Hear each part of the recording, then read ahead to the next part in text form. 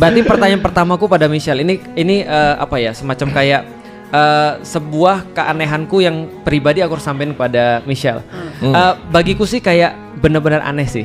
Nanti keanehan juga ada pada Mas Mamat sih. Bagiku benar-benar aneh ada orang influencer yang dia harus risk semua untuk bahas tentang sesuatu yang orang nggak mau bahas banyak. Dan bukan hanya itu, tapi Michelle kan punya keahlian masak ya.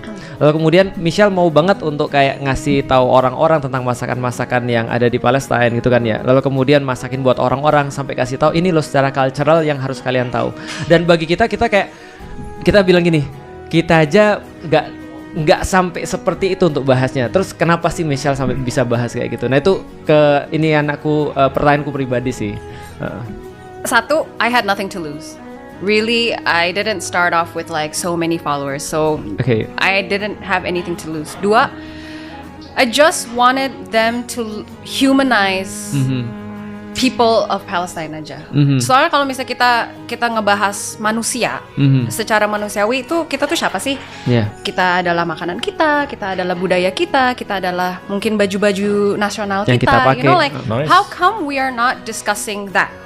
Like, okay, you have your political views, but can you also appreciate that we're human? We're both human. We both laugh. We both cry. We both love the same jokes maybe. We both watch the same shows maybe. Kenapa nggak pernah melihat dari situ?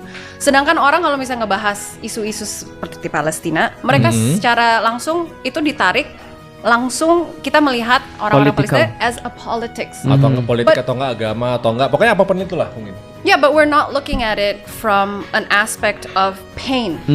And if we looked at like, kalau misalnya gue menyakiti lo, terus lo komplain, oh gue disakitin gitu kan, masa ya sih lo nggak boleh ngomong, itu sakit gitu. Itu kan gila.